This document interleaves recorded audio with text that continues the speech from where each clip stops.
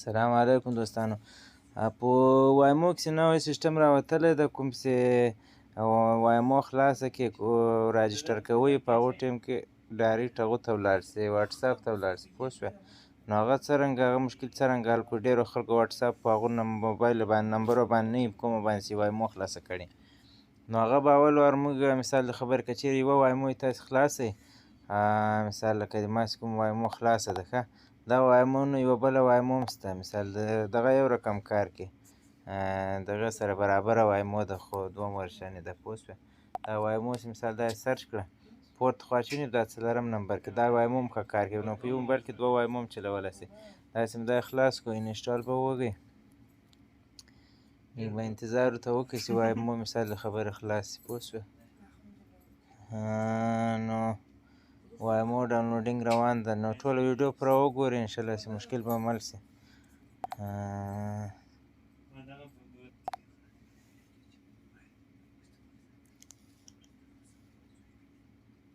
وایمو ډاونلوډ شوه، انسټال به یې کړي، له سره چې ټوله ویډیو وګورئ. نو دغو ویډیو چې پوره وګورئ نو تاسې کولی شئ چې په یوه موبایل کې 2 وایمو هم استعمال کړئ. پوه شوې؟ نو دا رقم چې خلاص شو وایمو به خلاصه کړئ، نیکسټ به ووهئ. دا سر انګلیش زه اوکې کوم، تاسې سره زه به خوښه وه دغو کې مثال د خبرې ټوټل 5 ژبې دي، پښتو د ایرلند ده، دریم سته پکې ترکیش، جرمني او دا انګلیش زه اوکې کوم، نیکسټ وږم پسې. مثال د خبرې زه په انډیا کې یم، که چېرې زه انډیا اوکې کړمه نو هغو باید نمبر هم نه غواړي، ډایرکټ واټساپ ته ځي. پوه شوې؟ دغو کې به تاسې دلته دا اوکې کړئ، مثال بل ملک به اوکې کړئ، اتکار یو ملک دا رقم اوکې کړئ، هغو باید به نیکسټ ووهئ. که چېرې انډیا اوکې کړئ هغو ټایم کې واټساپ غواړي، لکه زه چې تاسې ته یو منټ در وښیم، دغه مې وواږو. دغو ټایم کې چې مثال د خبرې زه په انډیا کوم ملک چې هغه ملک مه اوکې کوئ. مثال د خبرې لکه زه چې په انډیا کې یم، دلته چې نیکسټ ووږم، بیا دا نیکسټ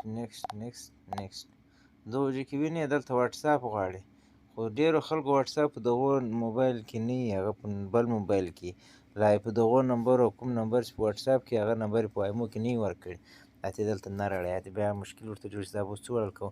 نو دغو مشکل اخبار دا ویډیو درته جوړوم.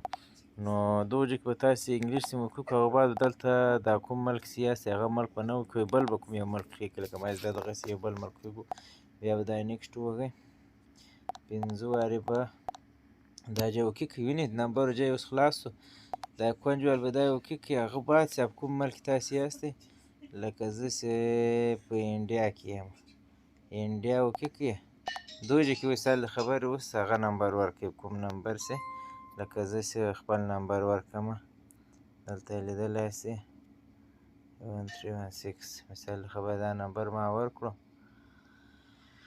ساین اپ اوکې کړئ، هغو بعد به دا پسې اوکې کړئ. ما اوس دا نمبر هم په بل موبایل کې و، دغو کې نه دی، ما 2 وارې دا نن خلاصه کړې ده، نو درېیم وار نشي خلاصېدی، خوا د ټلیفون درېیم وار نشي خلاصېدی. پوه شوې؟ نو دغو ژبه باندې تاسو خپله وایمو بېرته خلاصولی شئ، له سره چې انشاءالله چې مشکل به حل شي.